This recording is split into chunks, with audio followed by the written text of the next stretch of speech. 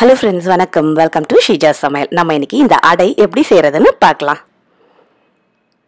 நான் இன்னைக்கு 3/4 கப் இட்லி அரிசி எடுத்துர்க்கேன். நம்ம புழுங்கல் அரிசியும் எடுத்துக்கலாம். 3/4 கப் புழுங்கல் அரிசி, ஒரு 1/2 கப் அளவுக்கு பச்சரிசி எடுத்துக்கிறேன். அரிசியும் பருப்பையும் நம்ம தனித்தனியா ஊற வச்சுக்கலாம். ஒரு 1/2 கப் அளவுக்கு கடலை பருப்பு எடுத்துர்க்கேன் நான்.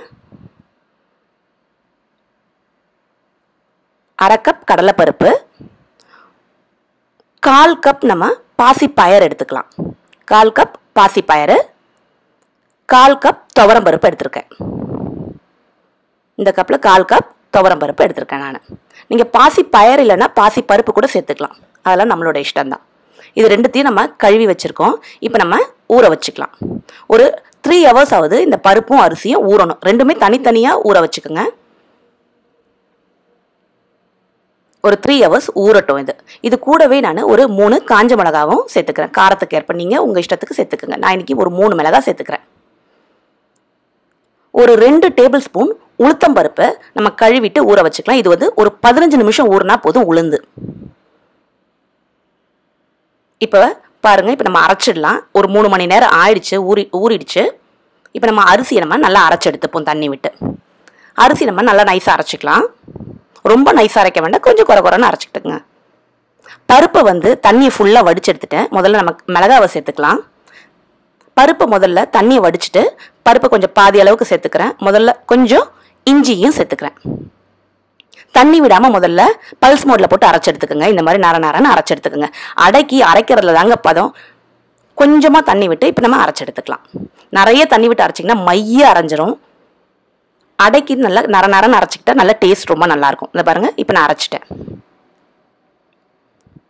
இப்போ இந்த கன்சிஸ்டன்சியில் அரைச்சி எடுத்துக்கோங்க. கொஞ்சம் பருப்பாக இருந்தால் நம்ம அடை சாப்பிடும்போது நல்லா டேஸ்டியாக இருக்கும்.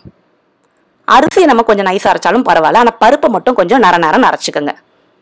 பாக்கி இருக்க பருப்பையும் சேர்த்துக்கிறேன். இதை நான் தண்ணி விடாமல் கொஞ்சம் பல்ஸ் மோடில் போட்டு அரைச்சி எடுத்துக்கிட்டேன். இப்போ நம்ம உளுந்து ஊற வச்சிருக்கோம். 15 நிமிஷம் உளுந்து ஊற வச்சா போதும். அதையும் சேர்த்துக்கிறேன். ஒரு 1/2 டீஸ்பூன் சீரகத்தையும் சேர்த்துக்கிறேன். உளுந்து தண்ணியை வடிச்சிட்டு சேர்த்துக்குங்க.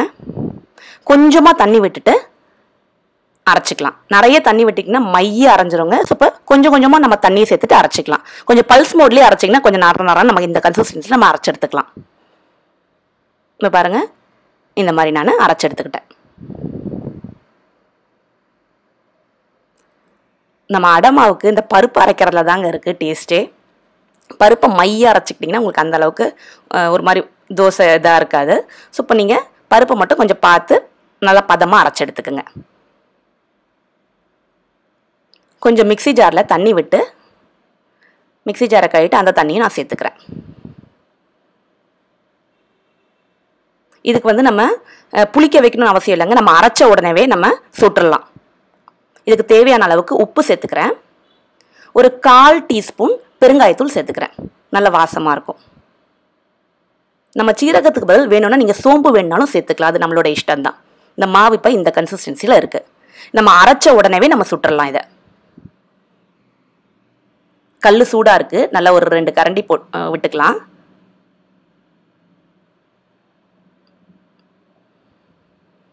நமக்கு திக்காக வேணுன்னா திக்காக ஊற்றிக்கலாம். மெல்லிசாக உங்களுக்கு ஊற்றணுன்னா மெல்லிசாகவும் ஊற்றிக்கலாம். சுற்றி நம்ம எண்ணெயை விட்டுக்கலாம். அடை தோசை நமக்கு வேகிறதுக்கு கொஞ்சம் லேட் ஆகும். கொஞ்சம் நிதானமாக வச்சு நம்ம சுட்டு எடுத்துக்கலாம். நல்லா எண்ணெய் கொஞ்சம் நல்லா விட்டு சுட்டிங்கன்னா நல்லா டேஸ்ட்டாக இருக்கும். நல்லா சூப்பராக இருக்குங்க. சட்னியோடு வச்சு சாப்பிட்றதுக்கு, அவியலும் சூப்பராக இருக்கும் வச்சு சாப்பிட்றதுக்கு. அவியல் ரெசிபி நம்ம சேனலில் இருக்குது. விருப்பப்படுறவங்க பார்த்து செக் பண்ணிக்கோங்க. வெல்லம் வச்சு சாப்பிடவும் நல்லாயிருக்கும்.